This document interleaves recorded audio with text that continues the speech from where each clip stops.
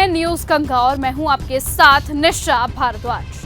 बिहार चुनावों से ठीक पहले देश में जाति जनगणना का मुद्दा एक बार फिर सियासत का महासंग्राम बन गया है। मोदी सरकार ने बड़ा ऐलान कर दिया है, लेकिन सहारनपुर से चंद्रशेखर आजाद ने सीधे ललकारा है, या तो जातिगत जनगणना कराओ वरना जनता तुम्हें गिनती सिखाएगी।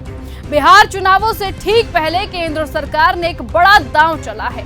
प्रधानमंत्री मोदी की अध्यक्षता में हुई कैबिनेट बैठक में फैसला लिया गया है कि अब आगामी जनगणना में जातीय आंकड़े भी जोड़े जाएंगे। केंद्रीय मंत्री अश्विनी वैष्णव ने यह ऐलान कर दिया कि सरकार समाज के हर वर्ग के लिए प्रतिबद्ध है। पहले भी गरीबों को 10% आरक्षण दिया, तब भी समाज में कोई तनाव नहीं फैला और अब जाति जनगणना भी उसी सोच का एक हिस्सा है। वैष्णव ने लेकिन कांग्रेस सरकार पर भी हमला बोल दिया। वो बोले कि साल 1947 के बाद से अभी तक जाति जनगणना कभी नहीं हुई।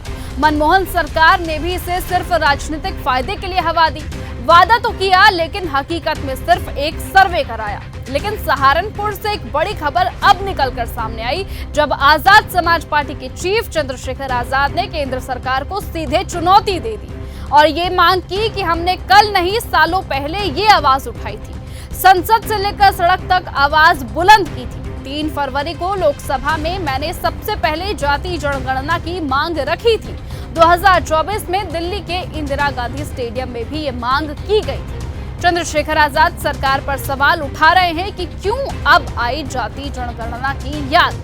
क्या बिहार चुनावों के चलते ये मुद्दा उछाला जा रहा है? साफ है बात कि जाति जनगणना अब सिर्फ आंकड़ों का खेल नहीं है, बल्कि देश की सियासत का अगला रण बन चुका है। चंद्रशेखर आजाद ने यह साफ कह दिया है कि अब बिहार में जो चुनाव होने वाले हैं साल के अंत में, उसका फायदा उठाने के लिए मोदी सरकार ने बड़ा दांव चला है, ताकि चुनावों में मोदी सरकार को इसका फायदा मिल सके और वो बिहार में अपनी सत्ता कायम कर सके। लेकिन इस बीच सवाल बड़ा है कि क्या मोदी सरकार वाकई जाति जनगणना कराएगी या फिर चुनाव खत्म होते ही फिर खामोशी छा जाएगी, और क्या चंद्रशेखर आजाद इस बार सरकार को बैकफुट पर धकेल पाएंगे।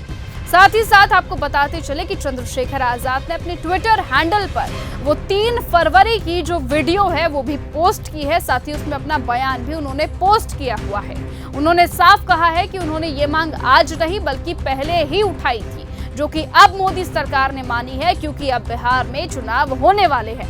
3 फरवरी को लोकसभा का जब सेशन हुआ तो मैंने जातिगत जनगणना से अपनी बात शुरू की, और जब हमने दिल्ली में इंदिरा गांधी स्टेडियम में एक बड़ा जो है आंदोलन किया था, उसमें भी हमारी पहली मांग जातिगत जनगणना। अब जब हमने 18 मंडल की समीक्षा कार्यक्रम किया, जो पहला कार्यक्रम हमने अपने गृह जनपद सहारनपुर में किया, उसमें भी हमारी जो पहली मांग थी वो जातिगत जनगणना की।